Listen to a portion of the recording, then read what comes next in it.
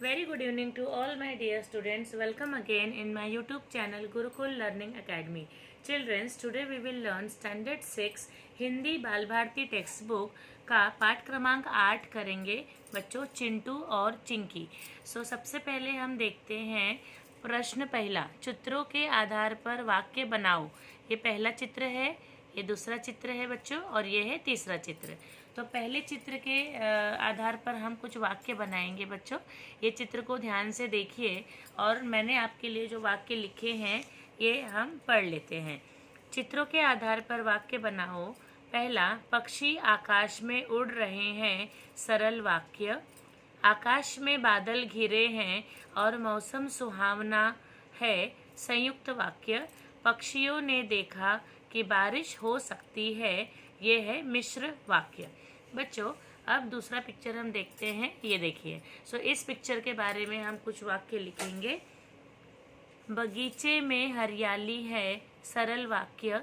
फूल खिले हुए हैं और तितलियां उन पर मंडरा रही हैं, संयुक्त वाक्य। तितलियां आती हैं तो बगीचे की सुंदरता बढ़ जाती है, यह है मिश्र वाक्य। अब बच्चों, तीसरा चित्र हम देख लेते हैं, यह वाला, और इसके भी कुछ वाक्य हम लिखेंगे। पहला वाक्य है, बच्चे खेल रहे हैं, सरल वाक्य। शाम का समय था और बच्चे खेल रहे थे, यह है संयुक्त वाक्य। तीसरा, बच्चों ने देखा कि सूर्य अस्त हो रहा है, यह है मिश्र वाक्य। इसके साथ ही बच्चों, अब हम आ जाएंगे पृष्ठ क्रमांक 47 पर। वहाँ पर एक प्रश्न दिया है, खोजबीन विलुप्त होते हुए प्राणियों तथा पक्षियों की जानकारी प्राप्त करके सूची बनाओ। बच्चों, इसका उत्तर मैंने आपके लिए लिखा है, हम पढ़ लेते हैं। विलुप्त होते हुए प्राणियों और पक्षियों की जानकारी इस प्रकार से है। बाघ, गिद्ध, गौरैया, बारहसिंगा, तेंदुआ, ब्लू व्हेल, तीतर, चीता, लाल पांडा, हाथी और हिरन। इसी के साथ बच्चों, अब हम दूसरे क्वेश्चन पे आगे बढ़ेंगे। पृष्ठ क्रमांक 48 पर है प्रश्न हमारा, मैंने समझा। तो इस प्रश्न का उत्तर बच्चों मैं आपके लिए लिख रखी हूँ, आपको मैं बताती हूँ। मैंने समझा, इस पाठ से हम ये समझते हैं, हमें सभी लोगों से मित्रवत व्यवहार करना चाहिए, सबसे मिलजुल कर रहना चाहिए, हमें अपनी एकता बनाए रखनी चाहिए, क्योंकि एकता में बल है। एकता बनाए रखने से किसी भी विपत्ति का सामना आसानी से किया जा सकता है। इस तरीके से हमने ये अपना उत्तर पूरा किया। अब हम देखेंगे अगला प्रश्न, भाषा की और। विराम चिन्ह रहित अनुच्छेद में विराम चिन्ह लगाओ। काबुली वाले ने पूछा, कॉमा लगाएंगे, इन्वर्टेड कॉमा शुरू करेंगे। बिटिया, यहाँ पे हम लगाएंगे उद्गारवाचक चिन्ह। अब कौन सी चूड़ियाँ चाहिए, प्रश्नवाचक चिन्ह।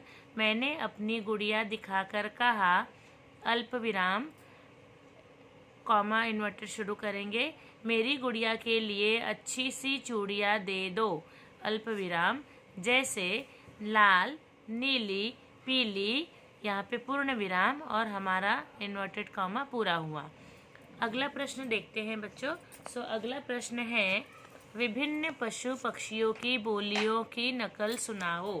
इसका उत्तर हमने यहाँ अपने बुक में लिख रखा है आपके लिए बच्चों। विभिन्न पशु पक्षियों की बोलियों की नकल सुनाओ। बिल्ली म्याऊं, चिड़िया चींची, कुत्ता भौ भौ, मुर्गा कुकड़ुक्कू, कौवा काँव काँव और कबूतर गुटर गु। अगला प्रश्न हम देखते हैं बच्चों।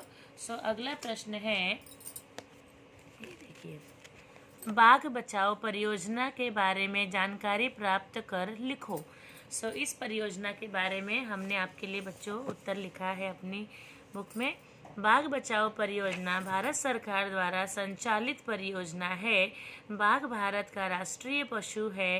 भारत में बाघ की संख्या निरंतर कम होती जा रही है। इस स्थिति को ध्यान में रखते हुए भारत सरकार ने बाघ बचाओ परियोजना की शुरुआत की।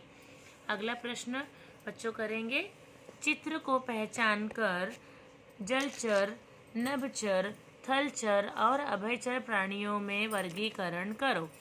यह हमने उत्तर लिख रखा है बच्चों, हम पढ़ लेते हैं। जलचर प्राणी में है मछली, ऑक्टोपस।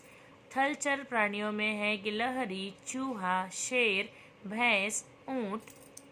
उभयचर प्राणियों में है सांप, मगरमच्छ और मेंढक। नभचर प्राणियों में है तोता, उल्लू और गौरैया। इसी के साथ हमारा ये पाठ पूर्ण हुआ। धन्यवाद।